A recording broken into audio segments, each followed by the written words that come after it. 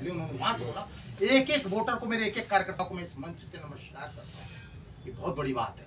कभी जब मैं सुनता था, जब प्रधानमंत्री जी पहली बार प्रधानमंत्री बने इस देश में, तो उन्होंने कहा कि मैं मन की बात, मैं कहा मन की बात क्या करेंगे, क्या है मन की बात।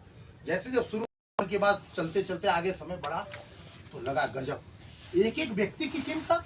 वो व्यक्ति दिल्ली बैठ के उत्तराखंड, उत्तरकाशी की नारी की चिंता कर रहा है, उसके कार्यकलापों की चिंता कर रहा है, वो हमारी मातृशक्ति कैसे वर्किंग कर रही है। आसाम के कोई व्यक्ति है, उनकी चिंता कर रहा है, बिहार में कोई व्यक्ति है, उनकी चिंता कर रहा है। मतलब देश के चारों कोने में। आप सोचिए, हम लोग सवेरे से निकले हुए हैं, ध्यान से सुनिएगा, सवेरे से हम लोग कार्यक्रम में निकले हुए, रायवाला में कार्यक्रम, वहां से करते दो चार घरों में बैठते हुए यहाँ के कार्यक्रम में, अब शाम को घर जाएंगे। तो घर में पत्नी है, 2 बच्चे हैं। जैसे हम पहुंचेंगे तो आएंगे पूछने, भाई साहब कैसे हैं, कहाँ थे दिन भर, ये नहीं खाए वो नहीं खाए, बच्चे कुछ और बोलेंगे, तो क्या हम फिर भी हमारा दिमाग थोड़ा कूल हो जाएगा। जो व्यक्ति राष्ट्र के लिए समर्पित है, सोचिए कभी वो जब पूरे दिन भर कार्य करके अपने कार्यालय में, अपने घर में, मैं प्रधानमंत्री जी के लिए कह रहा हूँ, जब पहुंचते होंगे तो उनको क्या दिखता होगा। उनको सिर्फ 140 करोड़ ये जनमानस, जो आज सब लोग कह रहे कि मैं मोदी जी के परिवार के हम लोग सदस्य हैं, वो उनको वो याद करते हैं, इस परिवार की चिंता करते हैं। उनके कई बार मैंने व्यूज देखे हैं कि रात को बैठ के 2:30 3 बजे तक इस देश के प्रधानमंत्री इस देश के एक एक जनमानस की चिंता करते हैं, मातृशक्ति की चिंता करते हैं, युवा साथियों की चिंता करते हैं, स्टूडेंट की चिंता करते हैं, बड़े बुजुर्गों की चिंता करते हैं, किसानों की चिंता करते हैं। बताइए करते हैं नहीं करते हैं। कब वो सीमा पे चले जाते हैं दिवाली मनाने, और कब वो राखी बंधवाने बहनों के बीच में चले जाते हैं, कब युवा साथियों को बड़े बड़े कॉलेजों में स्टूडेंटों के बीच में जाके वो उनके मन की बात को करते हैं। ये उनका बहुत बड़ा प्रभाव है, ये सत्यता है। वो मानव नहीं, वो देव तुल्य है, वो देव तुल्य है। और हम सबको गर्व होना चाहिए कि अगर उत्तराखंड की चिंता किसी प्रधानमंत्री ने की और दिल से की, तो भाई नरेंद्र भाई मोदी जी हैं, जो उत्तराखंड की भी चिंता करते हैं कि मैं उत्तराखंड को कैसे सुंदर से सुंदर बना दूं, मैं क्या विकसित कर दूं। यहाँ पे आज चारों धाम देखिए हमारा कितना विकसित हो रहा है, कितने यात्री आ रहे हैं, आज सड़कों का जाल है हमारे प्रदेश में और देश के अंदर, बहुत सुंदर कार्य हो रहा है। मैं बहन का स्वागत करता हूँ कि बहन देखो उस दल को छोड़ के यहाँ आई, क्योंकि आपने कुछ तो देखा होगा बहन, और निश्चित आप मान के चलेगा इस परिवार में इतना प्यार मिलेगा, इतना स्नेह मिलेगा भाइयों का, कि भगवान चाहे आपका भविष्य उज्जवल हो और आप सबके साथ मिलकर आप आगे बढ़े। तो प्रधानमंत्री जी की चिंता ही आप लोगों के लिए चिंता है। मेरे भाई, मेरे साथी, आप सब लोगों से मेरी प्रार्थना है कि थोड़े दिन का समय है, आप दिन रात संघर्ष से लग जाइए।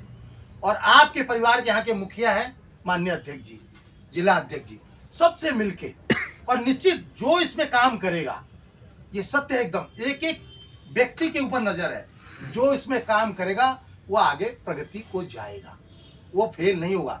भले चाहे मेरी अध्यक्ष जी से कितनी भी खटपट चलती हो, वो करते रहे, लेकिन नहीं, आप अगर काम अच्छा कर रहे हैं, पार्टी हित में काम कर रहे हैं, तो निश्चित आप प्रमोशन होगा। कोई ना कोई तीसरी शक्ति आपको देख रही है।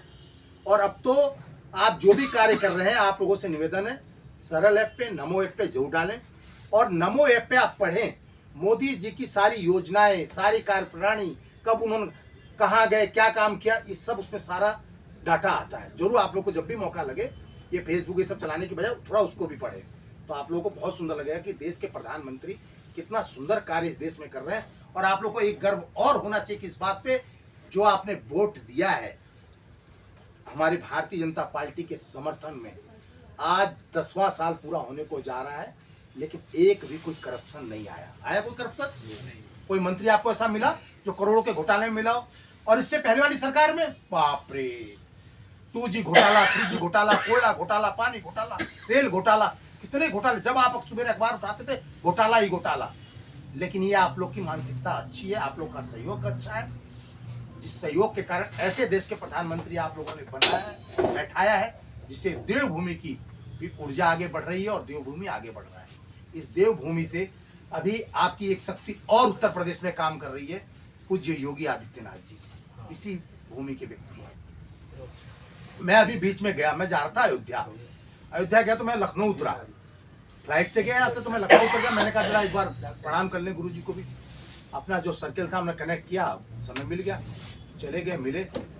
वो व्यक्ति वहां रह के इतना बड़ा उत्तर प्रदेश की सेवा करते हुए माननीय अध्यक्ष जी, उन्होंने अपने उत्तराखंड का हाल जिस भाव से पूछा ना, मैं गदगद हो गया, मेरे रोंगटे खड़े हो गए।